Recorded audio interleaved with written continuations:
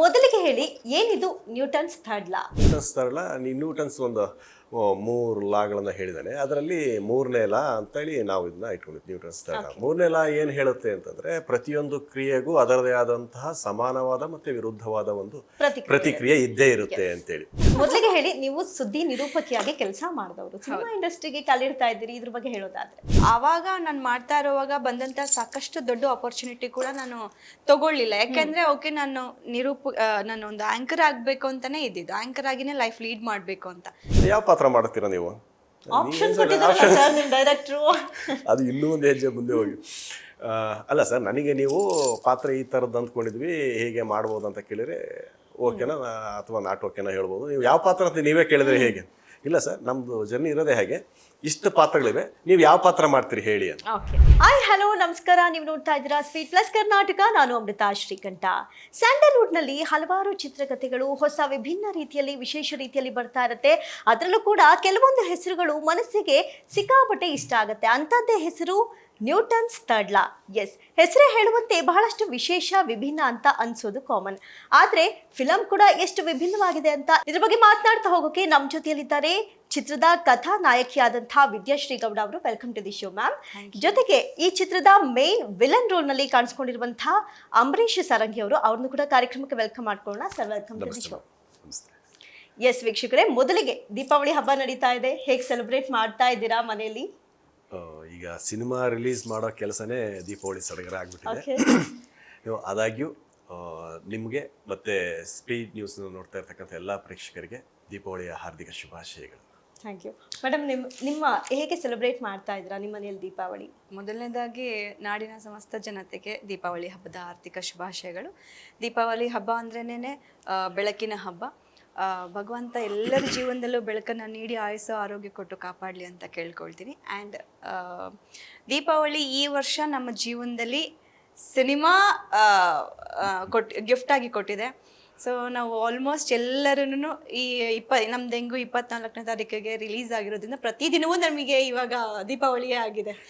ಒಂದೊಂದು ದಿನ ಒಂದೊಂದು ಕಡೆ ನಮ್ದು ದೀಪಾವಳಿ ಸೆಲೆಬ್ರೇಷನ್ ಮಾಡಿ ಬರೋ ಹಾಗೆ ಆಗಿದೆ. ತುಂಬ ಯುನೀಕ್ ಆಗಿ ಇದೆ ಈ ವರ್ಷ. ಮೊದಲಿಗೆ ಹೇಳಿ, ಏನಿದು ನ್ಯೂಟನ್ಸ್ ಥರ್ಡ್ ಲಾ? ಹೇಳಿ. ನ್ಯೂಟನ್ಸ್ ಥರ್ಡ್ ಲಾ ಏನು ಅಂತ ಕೇಳಿದ್ರೆ ನಮ್ಮ ನಿರ್ದೇಶಕರನ್ನ ಕೇಳಬೇಕು. ಓಕೆ. ಯಾಕೆಂದ್ರೆ ನಾವೆಲ್ಲೂ ಕ್ಲೂ ಬಿಟ್ಕೊಡೋ ಹಾಗಿಲ್ಲ. ಟ್ರೇಲರ್ ನೋಡಿದಾಗ್ಲೂ ಕೂಡ ಸಿಕ್ಕಾಪಟ್ಟೆ ಸಸ್ಪೆನ್ಸ್ ಆಗಿ ಥ್ರಿಲ್ಲರ್ ಆಗಿ ಮೂಡ್ ಬಂದಿದೆ. ಅದ್ರ ಬಗ್ಗೆ ಹೇಳೋದಾದ್ರೆ, ಸಿನಿಮಾ ಅಂತ ಒಂದ್ ಲೈನಲ್ಲಿ ಹೇಳೋದು ಅಂದ್ರೆ ಈಗಿನ ಕಾಲದ ಒಂದು ಟ್ರೆಂಡಿ ಜೀವನದಲ್ಲಿ ಕಾಲೇಜಲ್ಲಿ ಇರ್ತಾರೆ, ನಂತರ IT ಫೀಲ್ಡಿಗೆ ಹೋಗ್ತಾರೆ, ನಂತರ ಅಲ್ಲಿ ಏನೋ ಒಂದು ಲವ್ ಆಗುತ್ತೆ, ಅದನ್ನ ಎಕ್ಸ್ಪ್ರೆಸ್ ಮಾಡ್ಕೊಬೇಕು ಅಂತ ಫ್ರೆಂಡ್ಸ್ ಎಲ್ಲಾನು ಒಂದು ಟ್ರಿಪ್ ಅಂತ ಹೋಗ್ತಾರೆ. ಅಲ್ಲಿ ಆಗೋವಂಥ ಅನಾಹುತಗಳು ಅಥವಾ ನಮ್ಮ ರೆಸ್ಪಾನ್ಸಿಬಿಲಿಟಿಯಿಂದ ಆಗೋವಂಥದ್ದು, ನಾವೇನೇನು ಫೇಸ್ ಮಾಡ್ತೀವಿ, ಆ ಒಂದು ಮೆಸೇಜ್ ಮೇಲೆ ನಡೆದಿರೋಂಥ ಮೂವಿ ಇದು. ಓಕೆ. ಇನ್ನು ನೀವು ಈ ಸಿನಿಮಾಗೆ ಹೀರೋಯಿನ್ ಆಗಿ ಸೆಲೆಕ್ಟ್ ಆಗಿದ್ದೆ ಹೇಗೆ? ತುಂಬ ವಿಚಿತ್ರ. ಮೊದಲಿಗೆ ಹೇಳಿ, ನೀವು ಸುದ್ದಿ ನಿರೂಪಕಿಯಾಗಿ ಕೆಲಸ ಮಾಡಿದವರು, ಸಿನಿಮಾ ಇಂಡಸ್ಟ್ರಿಗೆ ಕಾಲಿಡ್ತಾ ಇದ್ದೀರಿ, ಇದ್ರ ಬಗ್ಗೆ ಹೇಳೋದಾದ್ರೆ. ಆ್ಯಕ್ಚುಲಿ ನಾನು ಬೇಸಿಕ್ಲಿ ನೀವು ಹೇಳ್ದಾಗೆ ಮಾಧ್ಯಮದವಳೇನೆ. ನನಗೆ ಯಾವ ಇಂಟೆನ್ಷನು ಇರಲಿಲ್ಲ ಮೂವಿ ಮಾಡಬೇಕು ಅಥವಾ ಸೀರಿಯಲ್ ಮಾಡಬೇಕು ಅಂತ. ಆವಾಗ ನಾನು ಮಾಡ್ತಾ ಇರುವಾಗ ಬಂದಂಥ ಸಾಕಷ್ಟು ದೊಡ್ಡ ಆಪರ್ಚುನಿಟಿ ಕೂಡ ನಾನು ತಗೊಳ್ಳಿಲ್ಲ. ಯಾಕೆಂದರೆ ಓಕೆ ನಾನು ಒಂದು ಆಂಕರ್ ಆಗಬೇಕು ಅಂತಲೇ ಇದ್ದಿದ್ದು. ಆಂಕರ್ ಆಗಿನೇ ಲೈಫ್ ಲೀಡ್ ಮಾಡಬೇಕು ಅಂತ. ಆರ್ಟಿಸ್ಟ್ ಆಗಬೇಕು ಅಂತ ಗೊತ್ತಿರಲಿಲ್ಲ ಅನ್ನೋದ್ರೂ ಏನು ಮಾಡ್ತು, ಕರ್ಕೊಂಡು ಬಂತು. ನನ್ನ 2ನೇ ಮೂವಿ ಇದು. ಓಕೆ. ಇದೇ ಒಂದು 3-3.5 ವರ್ಷದ ಹಿಂದೆಗಡೆ ನಾನೊಂದು ಸೀರಿಯಲಲ್ಲಿ ಏನೋ ಅನ್ಫಾರ್ಚುನೇಟ್ಲಿ ನಾನು ಹೋಗಿದ್ದು ಗೆಸ್ಟ್ ಅಪಿಯರೆನ್ಸ್ ಆಗಿ ಒಂದು ಸೀರಿಯಲಲ್ಲಿ. ಅಲ್ಲಿ ಇವರೇ ಡೈರೆಕ್ಟರ್ ಆಗಿದ್ರು, ನಮ್ಮ ಈ ಒಂದು ಸಿನಿಮಾ ಡೈರೆಕ್ಟರ್ ಸುಧಾಕರ್ ಸರ್ ಏನಿದ್ದಾರೆ. ಅವಾಗ ಸುಮ್ಮನೆ ಹಂಗೆ ಪಾಸ್ ಆಗಬೇಕಾದ್ರೆ ಇಲ್ಲ ಅವ್ರನ್ನ ಕರೀರಿ ಅಂತ ಹೇಳಿದ್ರಂತೆ ಮ್ಯಾನೇಜರ್ಗೆ. ನಾನು ಹೋಗಿದ ತಕ್ಷಣ, ಏನಮ್ಮ ಇಷ್ಟು ಚೆನ್ನಾಗಿದ್ಯಾ, ನೀನು ಮೊದಲೇ ಸಿಗಬಾರ್ದಾಗಿತ್ತ, ಹೀರೋಯಿನ್ ಮಾಡ್ತಿದ್ವಲ್ಲ ಅಂತ ಹೇಳಿದ್ರು. ಇಲ್ಲ ಸರ್, ಎಲ್ಲದಕ್ಕೂ ಹಣೆ ಬರಹ ಬರಬೇಕಲ್ಲ ಅಂತ ಹೇಳಿ ಹೋಗಿದ್ದು ಅಷ್ಟೇನೆ. ಅದಾದ್ಮೇಲೆ 3 ವರ್ಷದ ನಂತರ ನನಗೊಂದು ಕಾಲ್ ಬರುತ್ತೆ ಅದೇ ಡೈರೆಕ್ಟರ್ ಕಡೆಯಿಂದ. ಕಾಲ್ ಪಿಕ್ ಮಾಡಿದಾಗ ರ್ಯಾಂಡಮ್ ಹಿಂಗೆ, ಇಲ್ಲಮ್ಮ ನಾನು ಮೂವಿ ಮಾಡ್ತಾ ಇದ್ದೀನಿ, ನೀವೇ ಹೀರೋಯಿನ್ ಆಗಬೇಕು. I was like shocked. ಏನು ಸರ್, ನನ್ನ ಓಕೆ, ನನ್ನ ಇನ್ನೂ ಕನ್ಫರ್ಮ್ ಏನೂ ಇಲ್ಲ ನನಗೆ, ನೀವು ಈ ಥರ ಹೇಳ್ತಿದ್ದೀರಲ್ಲ, ಇಲ್ಲಮ್ಮ ಆಗಬೇಕು ಅಷ್ಟೇನೆ ಕಣಮ್ಮ, ಇನ್ನೊಂದು 5 to 6 ಡೇಸಲ್ಲಿ ನಮ್ಮದು ಸೆಟ್ ಶೂಟಿಂಗ್ ಸ್ಟಾರ್ಟ್ ಆಗ್ತಿದೆ. ಫುಲ್ಲು ಎಲ್ಲ ನನಗೆ ಗಾಬರಿನೇ. ಸೊ ಫೈನ್ ಸರ್ ಆಯಿತು ಅಂತ ಅಂದೆ. ನಮ್ಮ JP ನಗರಲ್ಲೇ ಒಂದು ಕಡೆ ಬಂದು ಒಂದು ಹೈಲೈಟ್ಸ್ ಮಾತ್ರ ಹೇಳಿದರು. ಮೂವಿ ಏನು ನನಗೆ ಸ್ಟೋರೀಸ್ ಕಂಪ್ಲೀಟ್ ಏನೂ ಹೇಳಿಲ್ಲ. ಹಿಂಗೆ ಏನು ವಲ್ಗಾರಿಟಿ ಅಂತಿರಲ್ಲ, ಫ್ಯಾಮಿಲಿ ಎಲ್ಲ ಕೂತು ನೋಡೋವಂಥ ಸಿನಿಮಾ, ಈಗಿನ ಜನ್ರೇಷನ್ಗೆ ಒಂದು ಮೆಸೇಜ್ ಕೊಡೋವಂಥ ಸಿನಿಮಾ ಮಾಡಮ್ಮ ಅಂದರು. ಓಕೆ ಸರ್ ಫೈನ್, ಹಾಗಿದ್ರೆ ಓಕೆ ಮಾಡಲಿಕ್ಕೆ ಏನು ಅಂತ ಮಾಡಿದ್ವಿ. ಒಂದು 5 ದಿನದಲ್ಲೇ ನಮ್ದು ಔಟ್ಡೋರ್ ಶೂಟ್ ಇತ್ತು, ಮಡಿಕೇರಿನಲ್ಲಿ ಹೋಗಿದ್ದು. ಇಷ್ಟೇ ನಾನು ಹೀರೋಯಿನ್ ಆಗಿ ನಾನು ಮೂವಿ ಮಾಡ್ತೀನಿ ಅನ್ನೋ ಯಾವ ಇಂಟೆನ್ಷನ್ಸ್ ನನಗಿರಲಿಲ್ಲ. ಮೊದಲು ನನಗೇನೂ ಗೊತ್ತಿರಲಿಲ್ಲ. All of a sudden 5 to 6 ಡೇಸಲ್ಲಿ ಎಲ್ಲ ಮುಗಿದೋಯ್ತು. ಓಕೆ, ಈ ಜರ್ನಿ ಬಗ್ಗೆ ಮಾತನಾಡ್ತಾ ನನಗೆ ಹೀರೋಯಿನ್ ಆಗಿ ಟ್ರೈ ಮಾಡಬೇಕು ಅಥವಾ ತುಂಬಾ ಆಸೆ ಇಟ್ಕೊಂಡು ಬಂದಿರ ಅಂತ ನಾನು ಅಂದ್ಕೊಂಡಿದ್ದೆ. ಈ ವಿಷಯ ಗೊತ್ತಿರಲಿಲ್ಲ. ಸೊ ಆಕಸ್ಮಿಕವಾಗಿ ಹೀರೋಯಿನ್ ಆಗಿರೋದ್ರಿಂದ ಡೆಫಿನೆಟ್ಲಿ ನೀವು ಪಾರ್ಟಿ ಕೊಡ್ಲೇಬೇಕಾಗುತ್ತೆ. ಈ ಜರ್ನಿ ಬಗ್ಗೆ ಮಾತನಾಡ್ತಾ ಹೋಗ್ತೀನಿ ಸರ್. ನಿಮ್ಮನ್ನ ಕೇಳ್ತೀನಿ, ನೀವು ವಿಲನ್ ರೋಲ್ನೇ ಯಾಕೆ ಚೂಸ್ ಮಾಡ್ಕೊಂಡ್ರಿ, ಅಥವಾ ಫಸ್ಟ್ ಟೈಮ್ ನಿಮ್ಗೆ ಕಾಲ್ ಬಂದಾಗ ನಿಮ್ಮ ಒಪಿನಿಯನ್ ಹೇಗಿತ್ತು ಈ ಮೂವಿ ಮೇಲೆ ಅಂತ? ಅಲ್ಲ, ಯೂಶಲಿ ಬೇರೆ ಎಲ್ಲ ಸಿನಿಮಾಗಳಿಗೂ ನಾವು ಕಂಪೇರ್ ಮಾಡ್ಕೊಂಡಾಗ ಈ ಸಿನಿಮಾದ ಪ್ರೋಸೆಸ್ಸೇ ಬೇರೆ ಥರ. ಫಸ್ಟ್ ನೀವು ನ್ಯೂಟನ್ಸ್ ಥರ್ಡ್ ಲಾ ಏನು ಅಂತ ಕೇಳಿದ್ರೆ ಅದನ್ನು ಸ್ವಲ್ಪ ಹೇಳ್ಬಿಡ್ತೀನಿ. ಜಸ್ಟ್ ಸ್ವಲ್ಪ ನಾವು ಕಲಾವಿದರಾಗಿ ಅದರಲ್ಲಿ ಪಾಲ್ಗೊಂಡಿದ್ದರಿಂದ ನ್ಯೂಟನ್ಸ್ ಥರ್ಡ್ ಲಾ, ನ್ಯೂಟನ್ಸ್ ಒಂದು 3 ಲಾಗಳನ್ನು ಹೇಳಿದ್ದಾನೆ. ಅದರಲ್ಲಿ 3ನೇ ಲಾ ಅಂತೇಳಿ ನಾವು ಇದನ್ನ ಇಟ್ಕೊಂಡಿದ್ವಿ. ನ್ಯೂಟನ್ಸ್ ಥರ್ಡ್ ಲಾ 3ನೇ ಲಾ ಏನು ಹೇಳುತ್ತೆ ಅಂತಂದರೆ, ಪ್ರತಿಯೊಂದು ಕ್ರಿಯೆಗೂ ಅದರದೇ ಆದಂತಹ ಸಮಾನವಾದ ಮತ್ತು ವಿರುದ್ಧವಾದ ಒಂದು ಪ್ರತಿಕ್ರಿಯೆ ಇದ್ದೇ ಇರುತ್ತೆ ಅಂತೇಳಿ. ಅಂದರೆ ನೀವು ಯಾವುದೇ ವಿಷಯಕ್ಕೆ ತಗೊಂಡ್ರು ಅದು ಕನೆಕ್ಟ್ ಆದೇ ಆಗುತ್ತೆ. ಮತ್ತೆ ನಾವು ಸಿನಿಮಾದಲ್ಲಿ ಇದು ಹೇಗೆ ವರ್ಕ್ ಆಗುತ್ತೆ ಅಂತ ನಾವೇನದನ್ನು ಹೆಚ್ಚು ಗೋಜಿಗೆ ಹೋಗೋದು ಅವಶ್ಯಕತೆ ಇರೋದಿಲ್ಲ.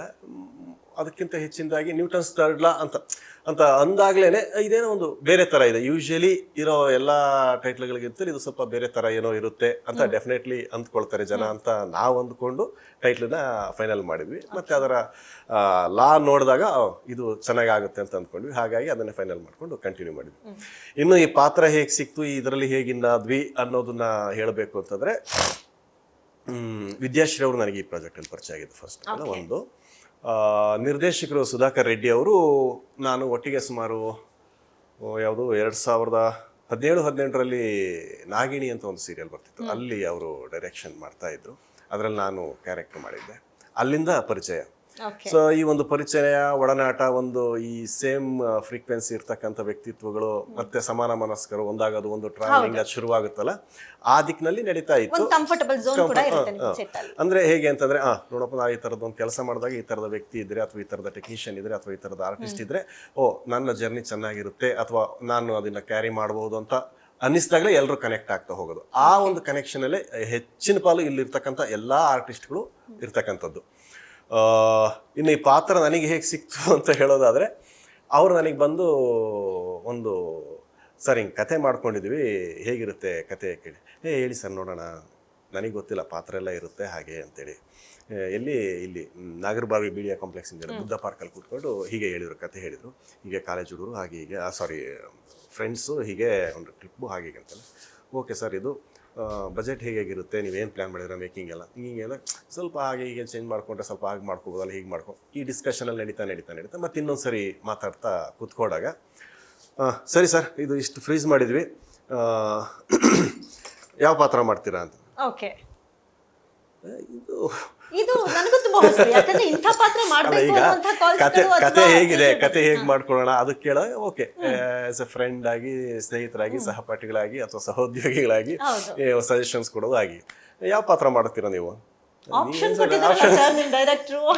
ಅದು ಇನ್ನೂ ಒಂದು ಹೆಜ್ಜೆ ಮುಂದೆ ಹೋಗಿ. ಅಲ್ಲ ಸರ್, ನನಗೆ ನೀವು ಪಾತ್ರ ಈ ಥರದ್ದು ಅಂದ್ಕೊಂಡಿದ್ವಿ, ಹೇಗೆ ಮಾಡ್ಬೋದು ಅಂತ ಕೇಳಿದ್ರೆ ಓಕೆನಾ ಅಥವಾ ನಾಟ್ ಓಕೆನಾ ಹೇಳ್ಬೋದು. ನೀವು ಯಾವ ಪಾತ್ರ ಅಂತ ನೀವೇ ಕೇಳಿದ್ರೆ ಹೇಗೆ? ಇಲ್ಲ ಸರ್, ನಮ್ಮದು ಜರ್ನಿ ಇರೋದೇ ಹಾಗೆ, ಇಷ್ಟು ಪಾತ್ರಗಳಿವೆ, ನೀವು ಯಾವ ಪಾತ್ರ ಮಾಡ್ತೀರಿ ಹೇಳಿ ಅಂತ. ಸೊ ಯೂಶಲಿ ನಾನು ಅಷ್ಟು ನೋಡಿದಾಗ ಮತ್ತೆ ಅವರು ಒಂದಷ್ಟು ಆ ಕಮ್ಯುನಿಕೇಷನಲ್ಲಿ ಗೊತ್ತಾಗಿರುತ್ತಲ್ಲ, ಈ ಅಂಡರ್ ಕರೆಂಟ್ ಏನಿದೆ, ಯಾರ್ಯಾರ ಕಡೆಯಿಂದ ಏನೇನು ಇರುತ್ತೆ, ಹೇಗಿರುತ್ತೆ, ಮತ್ತು ಏನೇನು ನಿಭಾಯಿಸಬೇಕಾಗಿರುತ್ತೆ ಅಂತೇಳಿ. ಸೊ ಅವರು ಹೇಳೋ ಒಂದು ಕಷ್ಟಕ್ಕೆ ನಾನು ಅವ್ರನ್ನ ಈಡ್ ಮಾಡಿದೆ. ಸರಿ, ನಾನು ಈ ಕ್ಯಾರೆಕ್ಟರ್ನೇ ಮಾಡ್ತೀನಿ ಅಂತ ಹೇಳಿದೆ. ಅವ್ರಿಗೆ ಥ್ಯಾಂಕ್ ಯು ಸರ್ ಅಂತಂದರು. ಸೊ ನಾನು ಯಾವುದೋ ಇನ್ನೊಂದು ಪಾತ್ರ ತೊಗೊಂಡು ಎಲ್ಲ ಅದು ಬೇಡ ಇದನ್ನು ಮಾಡಿ ಅಂತ ಹೇಳೋದು ಅವ್ರಿಗೂ ಸ್ವಲ್ಪ ಗೋಜಲಾಗಿರೋದು, ಕಷ್ಟ ಆಗಿರೋದು. ಸೊ ಒಂದು ಅಂಡರ್ಸ್ಟ್ಯಾಂಡಿಂಗ್ ಇರುತ್ತಲ್ಲ, ಆ ಕಾರಣಕ್ಕಾಗಿ ನಾನೇ ಈ ಪಾತ್ರ, ಆಯ್ತು ಸರ್, ನಾವು ಅಂದ್ಕೊಂಡಿದ್ದು ಅದೇನೆ, ನೀವು ಚೂಸ್ ಮಾಡ್ಕೊಂಡ್ರೆ ಥ್ಯಾಂಕ್ ಯು, ಹೀಗೆ ಮಾಡ್ಕೊಂಡು ಹೋಗೋಣ ಅಂತ. ಮೋರ್ ದೆನ್ ದ್ಯಾಟ್, ಯಾವುದೋ ಒಂದು ಸೀನಲ್ಲಿ ಸರ್ ಅದನ್ನ ಹಾಗೆ ಮಾಡೋದಕ್ಕಿಂತ ಸ್ವಲ್ಪ ಈಗ ಮಾಡ್ಕೊಳ್ಳೋಣ ಅಂತೇಳಿ ನಾವು ಸ್ಕ್ರೀನ್ ಪ್ಲೇ ಆಗುವಾಗ ಡಿಸ್ಕಷನ್ ಮಾಡಿದ್ರೆ ಸರ್ ಅದೇನು ಮಾಡ್ಬೋದು ಅಂತ ಸ್ವಲ್ಪ ಬರ್ಕೊಂಡು ಬಂದ್ಬಿಡಿ ಸರ್ ಅಂತ.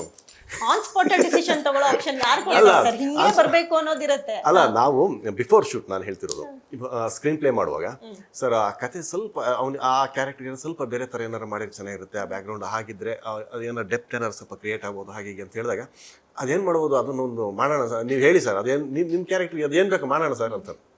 ಸೊ ಹಾಗೆ ಅಂದರೆ ಪಾತ್ರ ನಂದೇ ಆಯ್ಕೆ, ಮತ್ತೆ ಅದು ಹೀಗಿರ್ಬೇಕು ಅಂದಿದ್ದು ನಂದೇ ಆಯ್ಕೆ, ಕೆಲಸ ಡೈರೆಕ್ಷನ್ ಎಲ್ಲ ಅವ್ರದ್ದು. ಸೊ ತುಂಬಾ ಖುಷಿ ಕೊಟ್ಟಂತ ಒಂದು ವಿಚಾರ ಇದು.